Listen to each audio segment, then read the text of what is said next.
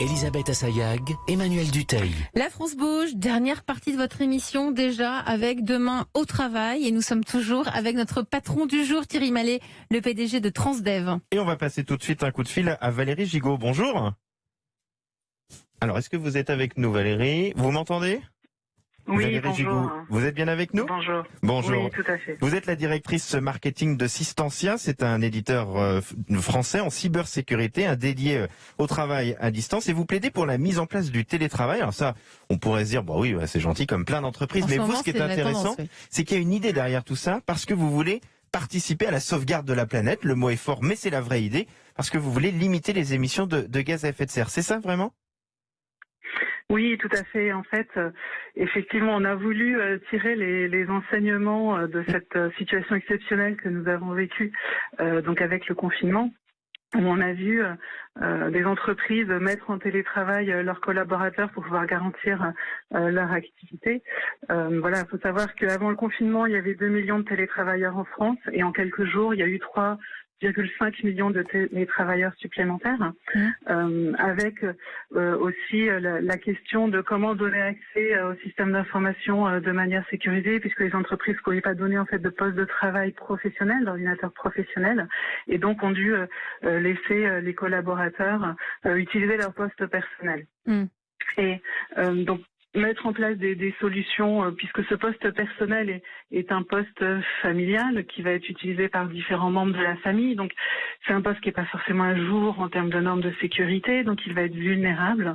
Donc, il faut pouvoir mettre en place des technologies, donc on appelle aujourd'hui des technologies zéro trust, c'est-à-dire qui ne font pas confiance à l'ordinateur qui se connecte, pour donner accès aux applications et aux données et que le collaborateur puisse travailler finalement de manière sécurisée, comme s'il était au travail.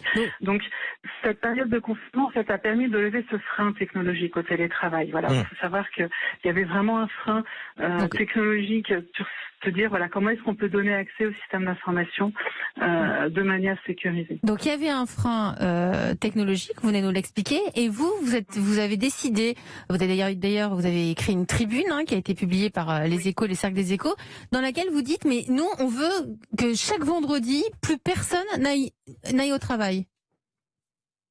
Oui, parce qu'en fait, ce qu'on souhaite, c'est se dire, voilà, on peut tirer aujourd'hui des enseignements de cette période.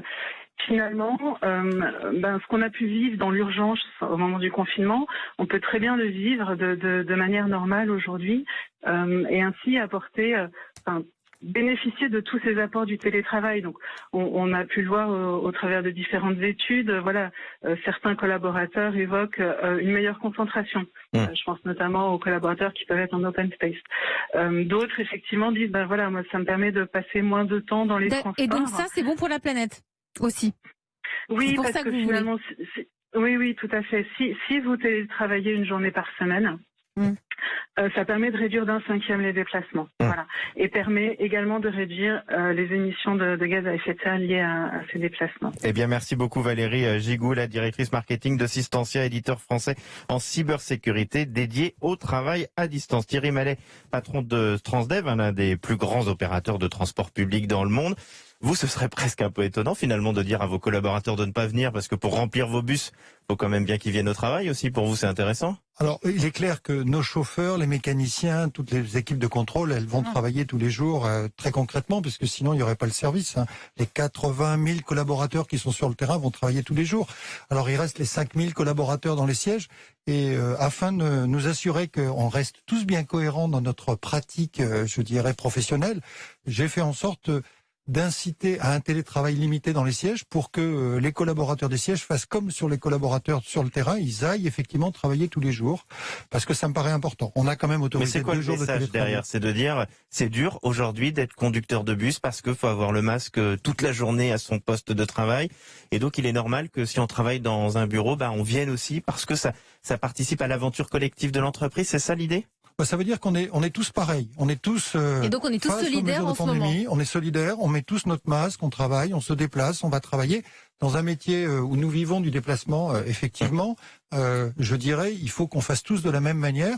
Moi, le télétravail, je suis pour, dans les entreprises où ça a du sens, dans la mesure où ça crée de la valeur. Pour moi, c'est une nouvelle modalité de travail qui s'ajoute à la modalité Mais qui ne doit pas être systématique, ça dépend de Pour moi, je l'activité de pense que ça l'entreprise. ne doit pas être systématique, ça dépend de l'activité, ça va dépendre aussi du choix des personnes. Eh bien, merci beaucoup Thierry Malel, le patron de Transdev, d'avoir été notre invité aujourd'hui dans La France Bouge.